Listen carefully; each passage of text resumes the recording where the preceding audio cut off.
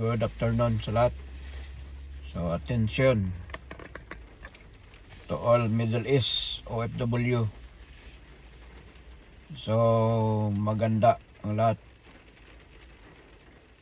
So, ipunin nyo ang lahat ng mga importante na dapat nyong dalhin. Mga papilis nyo, passport, at saka yung mga gamit nyo. Safety nyo ang sarili nyo dahil sisiklab na naman uli ang malaking gira sa Middle East. Lahat na may airbase ng Amerika ay dudurugin ng Iran. So nagbabala din ang Russia kapag makialam ang Amerika sa rally ng mga Iranian versus Islamic regime. So marami ng patay na mga nagrarally, pinapatay sila ng Islamic regime. Mga sarili nilang tao, mga Iranian people. So sabi ko sa inyo, magpapatayan ang race by race. So kapwa sa kapwa magpapatayan dahil sa malaking protesta na rally sa Iran. So dito na papasok ang Amerika. So nag-abiso na rin ang Amerika. Lahat na airbase ng Amerika sa Middle East ay live and evacuate immediately. So damay na naman ito ang buong Middle East. So sisiklab muli ang bagong gira. Sabi ko sa inyo noong June 13 na magkagira sa Middle East, ito ay hihinto saglit lang at maumpisa na naman sa year 2026.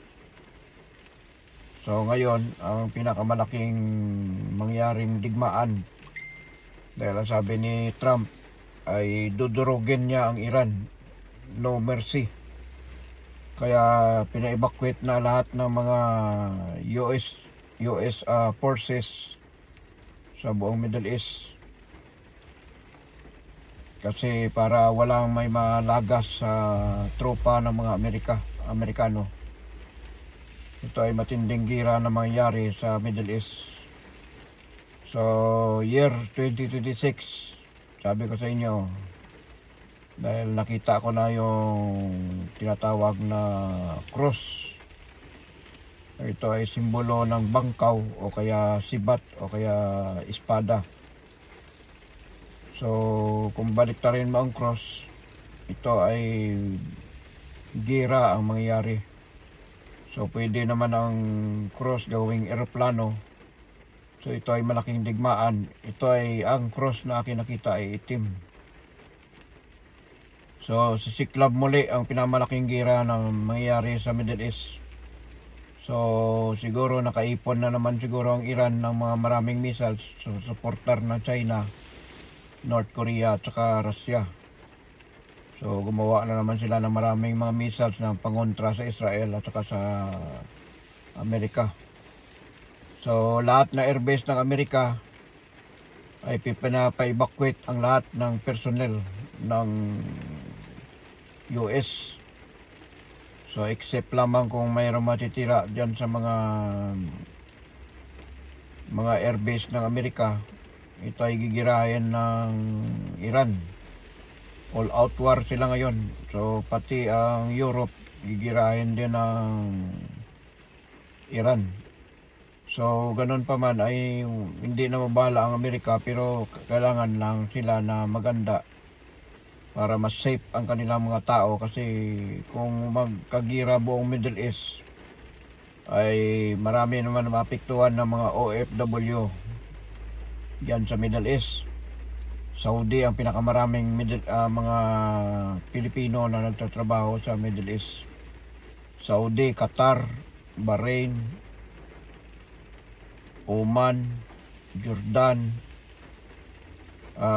Medyo ang Jordan medyo malayo, pero ganun pa man, kung mag-atake na naman itong Israel, kung atakihin na naman ang Iran, pero mauna talaga ang target ng mga Iranian, galit-galit ang Islamic regime ay galit sa Amerika. So sabi ni Trump, kapag maraming mamamatay sa mga nagrarally ay papasok ang Amerika. So ganon din nagbanta ang Israel, ang Amerika, ang Russia, China at saka itong tinatawag na North Korea. So kasi missiles to missiles yun kasi mahirap din. So marami naman madadamay ng mga OFW. Maraming hindi makauwi. Marami din ma-hold dahil wala masakyan na eroplano. So problema na naman ito ng government ng ating bansa. So nakaraang araw ay pumunta ang ating President PBBM sa UAE, sa Dubai, sa United Arab Emirates. So may panibagong tension na naman. Hindi ko lang alam kung nakauwi na ba si PBBM sa Pilipinas. Ito ay maharap ang Qatar talaga. Ang Qatar ang pinakamalaking airbase kasi ng Amerika. Yan ang unang-unang babanggain ng Iran. So marami pa rin ang mga sa Saudi Arabia, ganun din. So nakaraang buwan ata yun, nagkagira na naman na hindi ito lang bago lang, or maybe December ito na nag-launchad ng airstrike ang Saudi Arabia sa Yemen. So ito ay ang Saudi Arabia ay atakihin din nila ang UAE dahil pag hindi nila i-pull out ang support nila sa Yemen. So malaking gira ito na magaganap sa Middle East ulit. So sabi ko sa inyo, year 2026 umpisa na naman ang gulo. Upward 27, 28. So mayroon na naman mangyaring gira. Ito ay baka magkagira ang Amerika at saka British, Germany, pero allied din sila eh. Kaso lang si Trump ay gusto niya kunin ang tinatawag na Greenland dahil ayaw ni Trump na makuha ng China at saka Russia. Dahil ito ay magandang magandang tinatawag na pwestuhan ng mga armas. So at saka may habol siguro si Trump diyan na mayroong mga kayamanan diyan. Langis o kaya mga kung ano-ano pa diyan, mga makinabangan sa Greenland. Kaya although na malamig yun na lugar, pero itong gira sa Ukraine ay patuloy kasama ang NATO at saka sa tulong din ng Amerika. So tatlo ang titingnan nating anggulo na mangyayari. Ito ay sa Asia, sa Indo-Pacific ay wala pa. Mukhang nag-focus sila ngayon sa Middle East at saka sa Greenland. Dahil sa nagginawa ni Trump na pag-utos na pagdukot sa kay Maduro, walang imik ang China at saka Russia. So ganun pa man ay nagpaplano yan sila. So sabi ng Russia, kung makialam ang Amerika sa gira ng Iran laban sa Iranian people, ito ay pagrarally ng protesta na para pabagsakin ang Islamic regime ng Iran. So ayaw na nila sa Islamic regime. So ngayon ginamit ng Islamic regime ang kanilang forces o power. Supuin at ikulong ang lahat ng mga nagrarally para pabagsakin ang Iran regime, Islamic regime. So sabi, nagwarning ito si Trump, kapag galawin mga tao, ngayon ang dami ng patay. So kung hindi ko magkamali, nasa 1,200 ng patay nga nagrarally. Lumalaban sila sa Islamic regime. So race by race, lahi sa lahi, nagpapatayan. So ito na ang simula. Nagsimula nung digmaan, pero hindi pa ganun kalala. At saka ito ay tinira ng bunker, missiles bunker ng Amerika, ang nuclear facilities ng Iran. Pero mayroon sila na bago pa nilosob ang nuclear facilities, mayroon silang area na gimpuslit nila ang mga missiles para iiwas kung sakali na lulusob ang Amerika. So ngayon, nagalit lalo ang Iran yan. So all out war laban sa Amerika at saka Israel. So panibagong tensyon na naman to. So marami na naman OFW. Baka ito na ang time na hindi na kayo makauwi.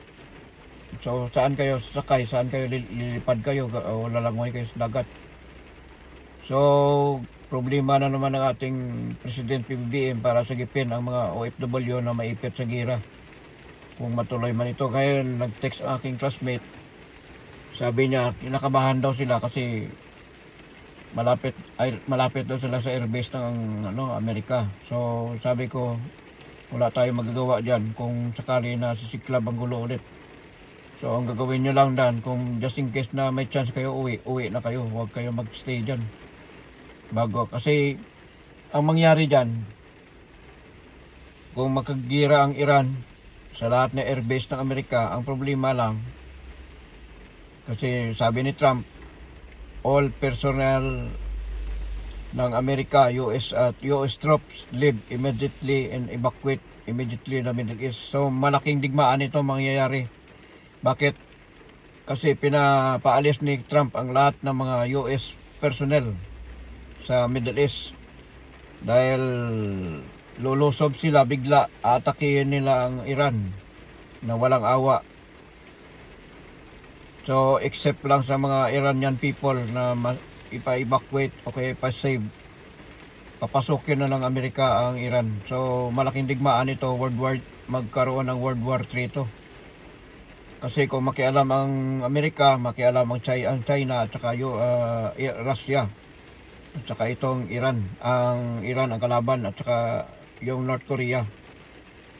So magkalapit lang kasi yan magkadikit lang.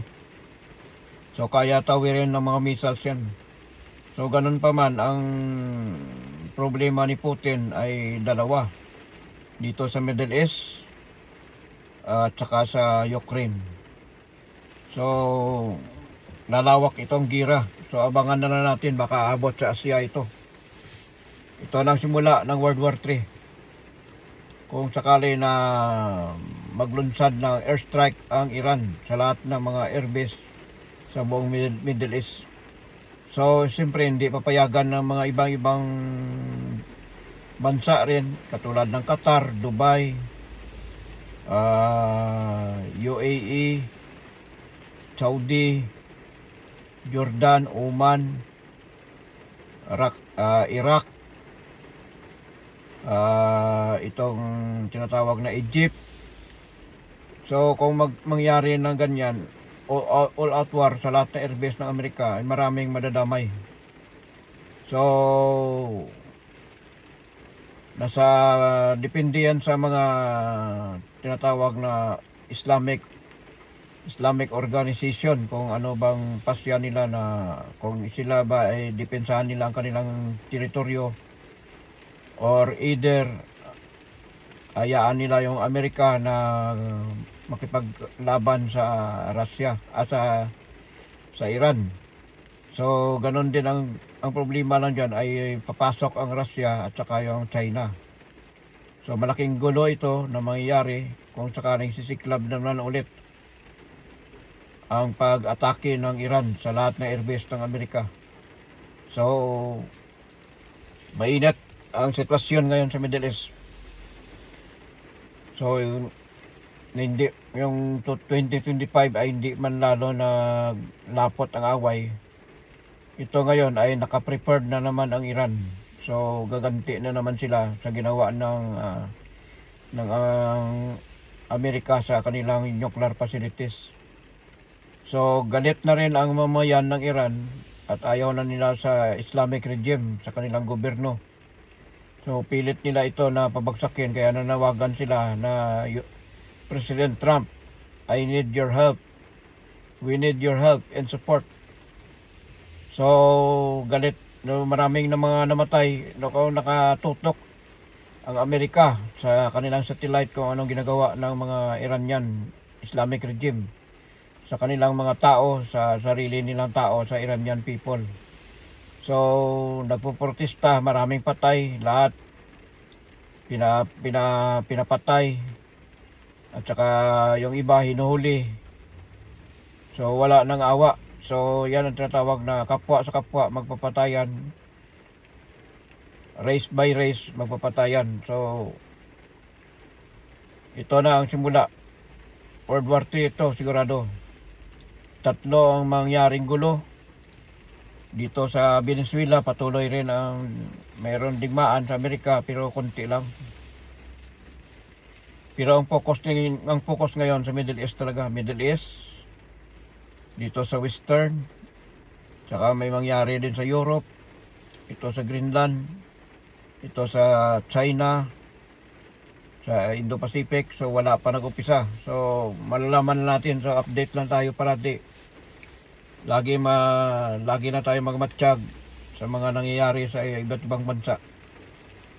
So dito sa New Zealand ay patuloy ang ulan mulang umaga pa hanggang ngayon. So hindi natin alam kung ito ba tuloy-tuloy or either ang summer time ay papalit na ng taglamig. So hindi pa naman malamig kasi hindi pa naman ako nagja-jacket. So malalaman natin, update lang tayo. So kahit ako naka-update rin kasi may classmate ako, may mga kababayan pa, mga kasama ko sa trabaho, mini-message ko sila kamusta na dyan ang kalagayan. So nangangamba nga sila kasi kung sisiklab na naman uli ang mga digmaan, so problema talaga sila paano sila makauwi. So kaya sabi ko sa kanila, wala tayong magawa dyan. So ang tanging paraan lang dyan, kung may chance kayo na maka-evacuate o kaya makaalis sa bansa ng Middle East, ay alis na kayo. Huwag na natin antayin na lumala pa. Hanggat may flight pa, uwi na lang, emergency exit. Para kung sakali na pwede naman kayo bumalik kasi ang Middle East kasi open, hiring naman yan eh. Kahit saan pwede mag-apply basta nakakonect ka sa mga agency. So ganun lang ang gagawin nila. Sabi ko, payo ko sa kanila, mag-pray kayo at saka laging mamatsyag. Hayaan nyo yung trabaho dyan kaysa buhay nyo, ang pamilya nyo, dahil sa trabaho, so sa pamilya nyo, ay may importante makauwi kayo at saka bago pa sisiklab ang malapot na away. Ito ay malaking gira talaga. Hindi man nangyari ang lapot na away noong year 2025, ito 2026, sabi ko sa inyo, 25, 26, 27, 28, yan ang mga sunod-sunod na gira. Hindi lang mga gira ang pagandaan, mga lindol, bagyo, baha, sunog sa buong mundo. Kaya ang Pilipinas ay nakaharap sa mga maraming trahedya, mga bulkan na sumasabog. At marami pang magsabog ng bulkan at saka marami pang puputok ng bulkan sa ilalim ng dagat, sa ibabaw ng lupa. So summertime, importante, kailangan maging matiyag tayo sa mga sunog. At mayroon naman panibagong bagyo na papasok sa bansang Pilipinas, bagyong Ada. Ito ay unang bagyo sa year 2026. So pagandaan naman natin ang baha. At saka ganun pa man, pag may bagyo, may baha, may karugtong na lindol yan, nakasunod. So kasama yan. So lagi mag-ingat, magdasal. At lagi ang sabi ko sa inyo, this is the years of the tears. Kasi mas marami pang mangyari na hindi natin inaasahan at hindi natin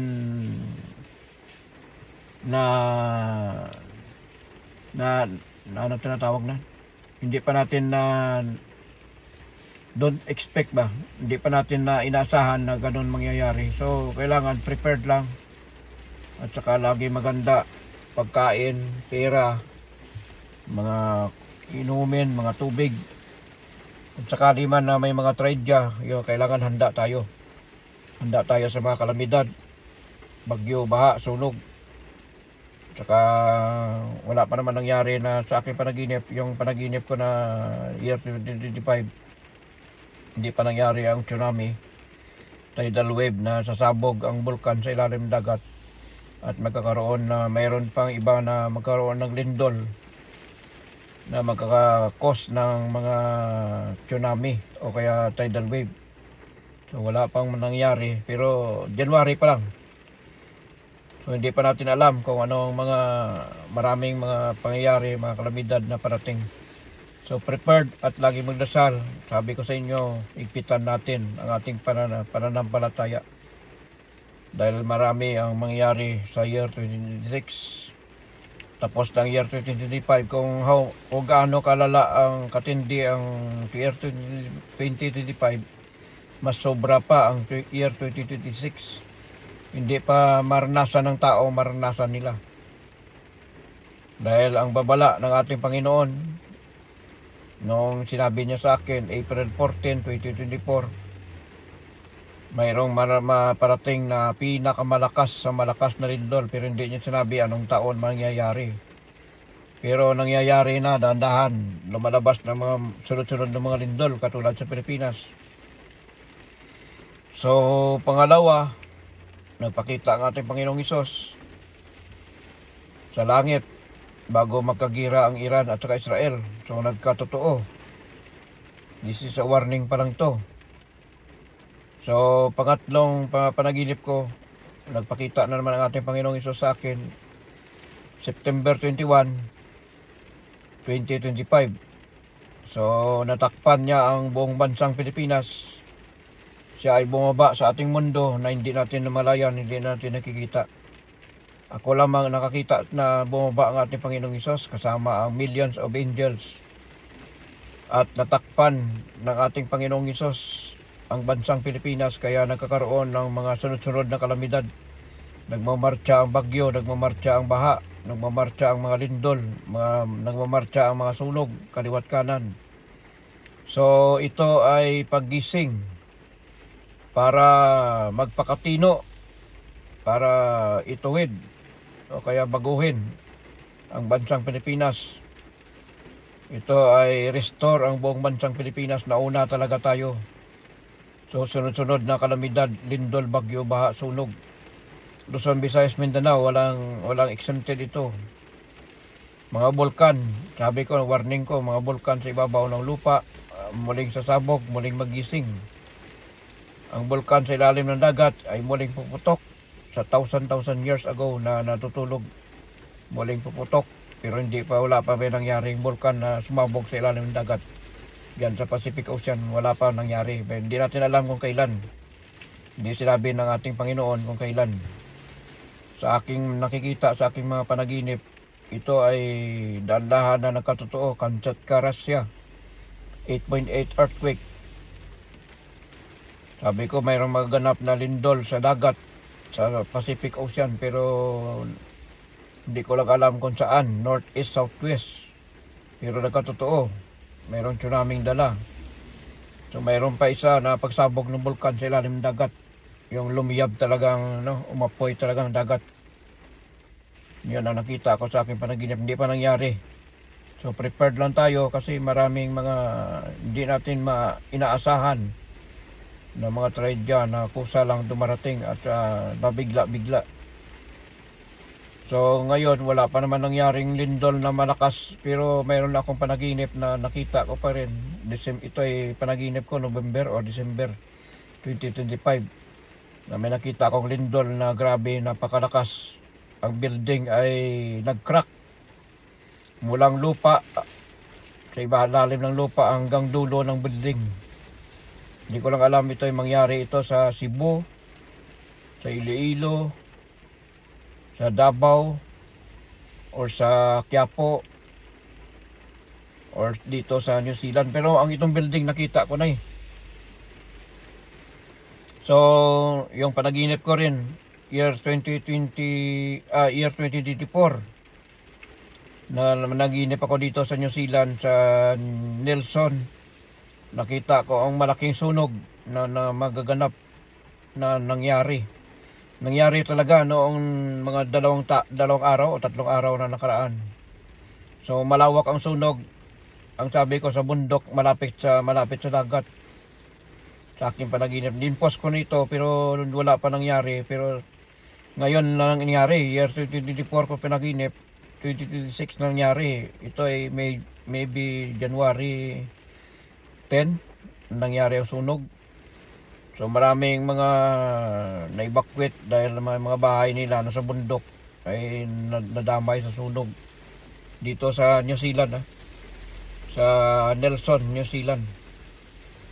So napanaginipan ko ngayon nangyari, January, year 2026.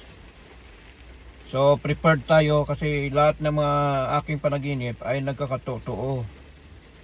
Kahit although warning lang yan o babala. So prepared tayo, lalo na dyan sa Middle East ay sisiklab na naman uli ang malaking gira. So ito na ang malaking gira na mangyayari worldwide to. So mangyayari dyan kung bansa sa bansa na karian sa karian at saka lahi sa lahi. Magpapatayan, andyan na yan. So papasok ang Amerika, papasok ang naman ang sino naman, ano ang inasahan ng ibang bansa, tulong ng Amerika na naman, tulong ng Israel. So magkagulo talaga ito. Middle East alert. So pag may chance kayo na mag-evacuate na kayo lahat bago pa mahuli ang lahat, kasi ito kapag pina-evacuate ng Amerika ang kanilang mga US personnel sa buong Middle East, ibig sabihin malaking gira ang mangyayari dyan. So all out war yan ang mangyayari. So malakas ang loob ng Iran kasi nasukol na sila kumbaga huling laban na lang nila ito, kailangan itodo na nila, gaganti sila sa Amerika. So ganun pa man, awak ng Amerika ang satellite. Kaya minamasdan lang nila ang Iran kung anong mga kanilang gagawin. So US personnel ng Amerika ay pinapaalis na sa Middle East. So malaking gira talaga. So prepared lang ang mga OFW, especially dyan sa Middle East. Kahit saan ka mang lupalop ng Middle East, so hayaan niya yung mga trabaho niya importante, makaalis kayo sa bansang Middle East. Pwede naman kayo magbalik ulit, bakasyon lang muna, emergency exit o emergency vacation. So ito ay matindi ito. So nasa inyo yan kung maniwala kayo o hindi. Basta ako nag-abiso sa inyo bago pa mahuli ang lahat. So pag nagkaroon ng tinatawag na no-fly zone, walang eroplano na magbiyahe, so walang mababiyahe. At saka mahirap kayo makaalis kung lalo na kung nasa gitnang silangan kayo, kasi malawak ang Middle East. So baby, andyan na naman yan, sa Jordan na naman na exit ng mga mga OFW. Lahat ng mga iba-ibang lahi, Jordan yan exit. Jordan kasi malapit sa Israel. Malapit yan ang Jordan, malapit sa dagat. Malamang dyan na exit nila. So kung magsimula dito ang gira sa Qatar, Dubai, UAE, Saudi, Iraq, at saka tinatawag na, kasi pag dito sa malayo na yung dagat, malayo, walang eroplano na mabiyahe. So lahat dyan na mga magkadikit-dikit dyan. So prepared lang mga kababayan ko. So hanggat na may pag-asa na lumikas na kayo lahat, please evacuate immediately before mangyari ang gira na matindi sa Iran at saka Israel at saka Amerika. Dahil ito ay no mercy, ito gagawin ng Amerika. Dahil lalaban talaga ang Iran. Hinahamon pa nga yung pati ang Europe. So ibig sabihin marami silang nakanda ng mga missiles na bago pa isinalakay ng Amerika ang nuclear facilities ng Iran, mayroon silang panibagong site na binuksan siguro. pinapuslit na nila yung mga armas para at least hindi madamay sa kung sakaling lulusob ang Amerika. So ngayon gaganti ang Islamic regime sa laban sa Amerika at saka Israel. So lalawak na naman at lalaki na naman ang gulo sa Middle East. So magmahal na naman ang mga gasolina, krudo. So patay naman tayo nito. Tataas na naman ang gasolina. So wala tayong magawa dyan kung kasi kailangan natin pumunta ng trabaho, magmamaniyo ng sakyan. Alangan magbike tayo ay mahirap magbike dito sa New Zealand. Walang jeep kasi dito. Pag magtaxi rin tayo, mahal din. Pag mag-Uber, mahal din.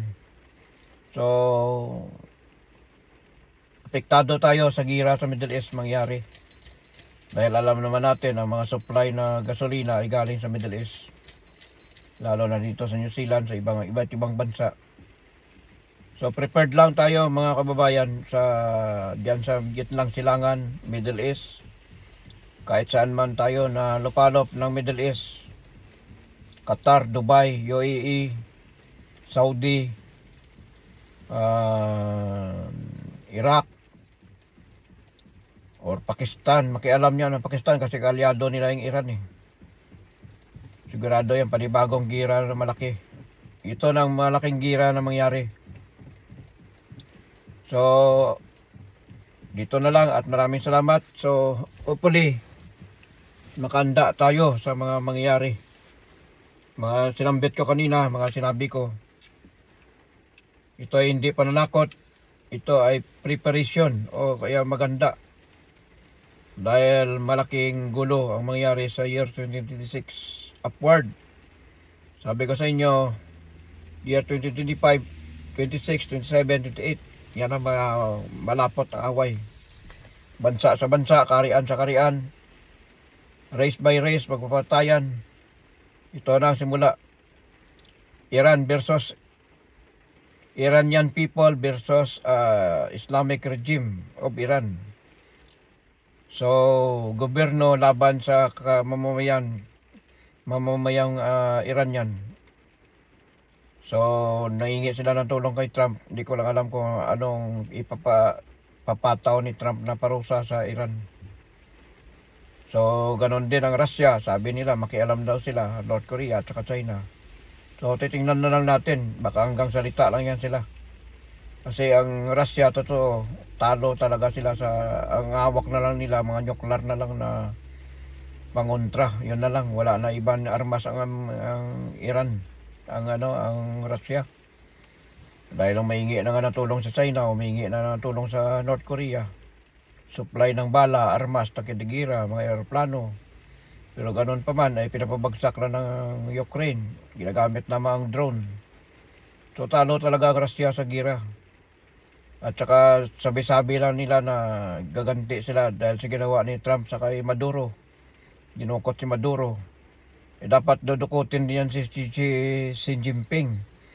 Pero at saka si Putin. At ito naman, nagbanta na naman ng gira ang North Korea. Handa daw sila na makipagsabayan ng gira sa Amerika. So, pag ginawa ni North Korea, Kim Jong-un, ang gagawin niya sa Amerika, ay that's a big mistake. Baka matulad ka sa Nagasaki, Hiroshima, sa Japan. So, dalawang bomba lang ilaglag sa North Korea, daming patay dyan.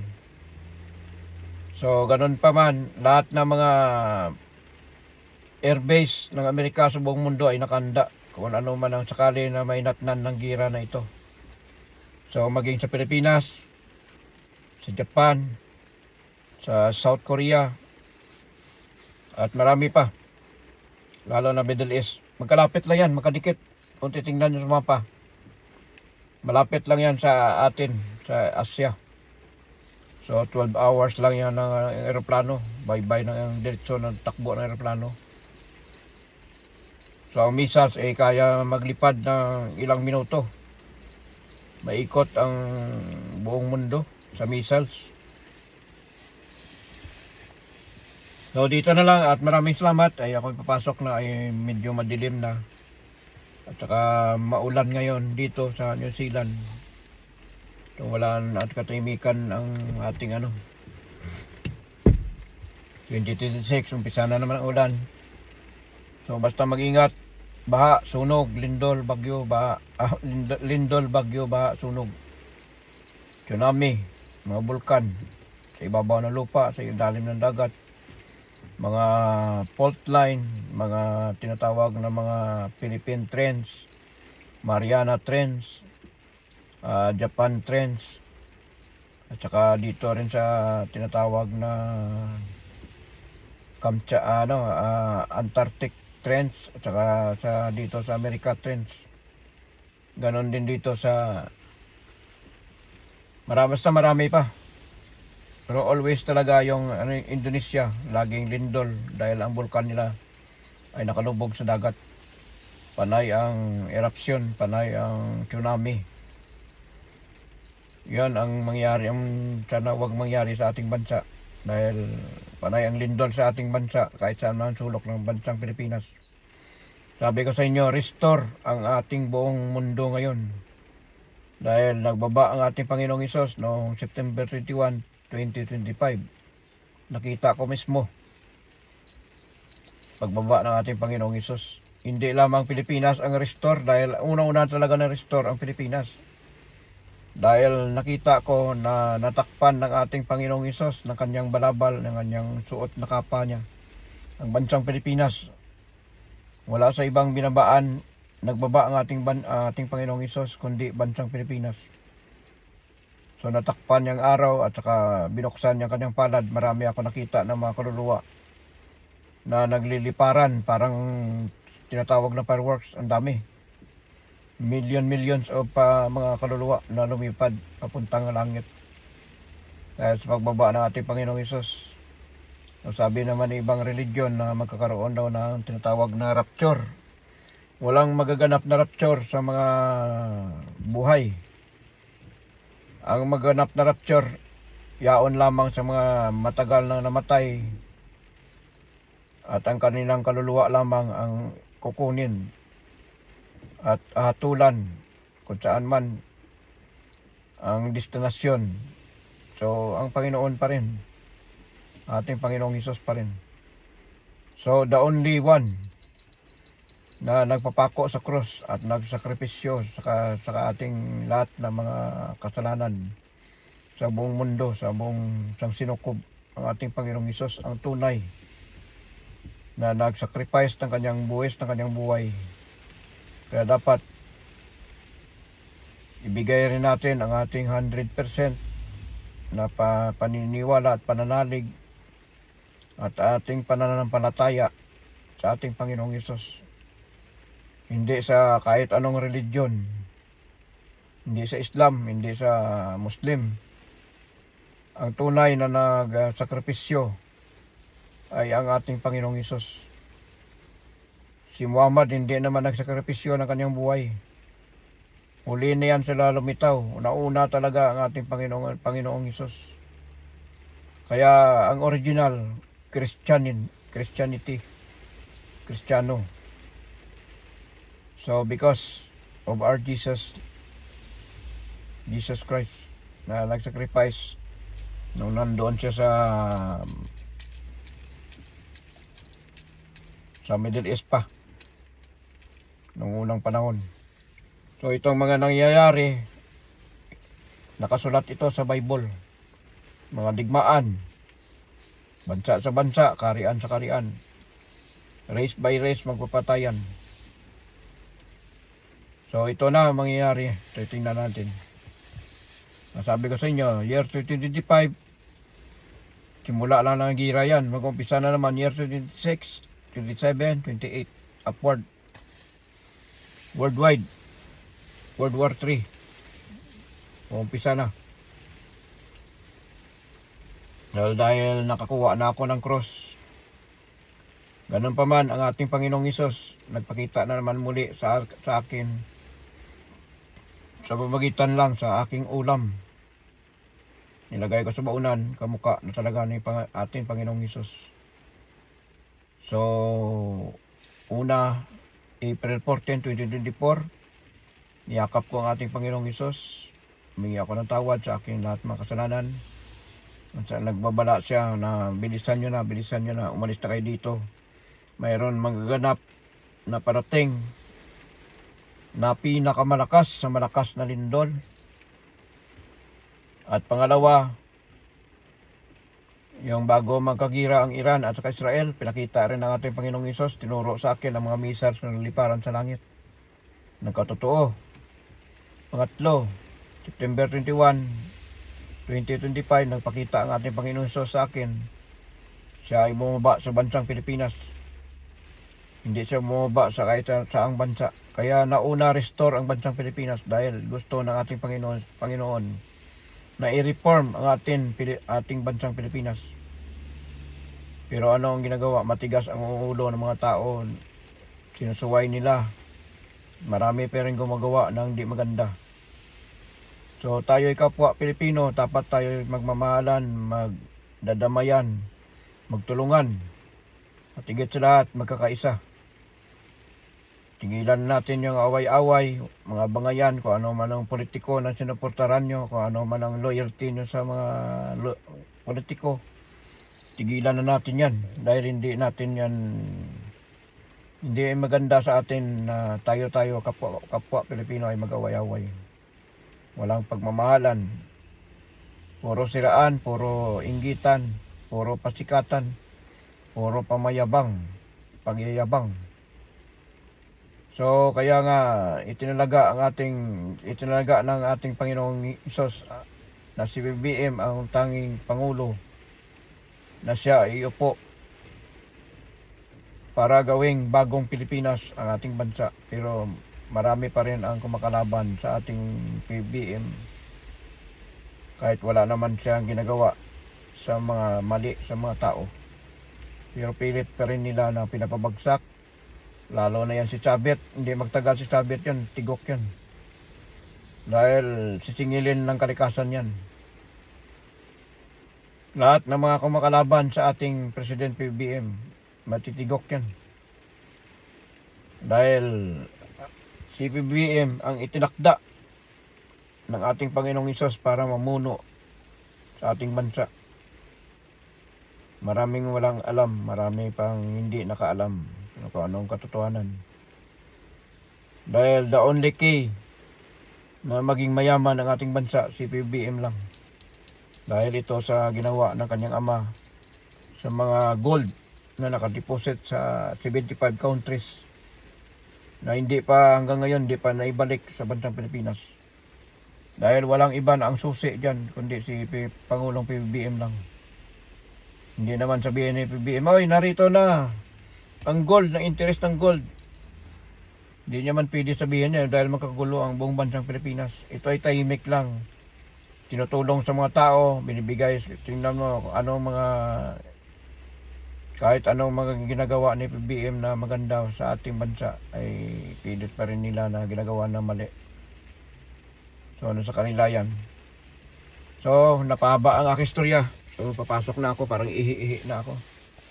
So maraming salamat sa panonood. So alert buong Middle East. Please evacuate now before pa mangyari digmaan sa Middle East uli. So hanggat na may pag-asa na makaalis, alis na kayo. Huwag na natin antayin na maglala pa. So pag nagsabi na evacuate, prepared na, umalis na kayo lahat. Huwag na kayo kailangan mahalaga yung trabaho. Anin yung buhay nyo dyan kung madadamay kayo sa mga airstrike dyan. Dahil wala na eh. Kung baga magdadamay na yan ng Iran. Damay na yan. So magulo ang Islam, magulo ang Muslim. Except lang sa mga matino na Muslim, matino na mga nanampalataya sa Islam. So mostly, kasi dalawang faksyon yan ang Muslim eh. Dalawang faksyon. So dito na lang at maraming salamat. At itong video i-upload ko sa YouTube ko. Sa Batang New Zealand 76. Roland Yopre at saka itong sa TikTok at saka sa Facebook ko i-upload ko to. So dito na lang at God bless sa inyong lahat. Maraming salamat sa panonood. At kung nagustuhan nyo, i-like nyo, i-share nyo. Nasa inyo yan. So bye bye. Thank you. Have a nice day.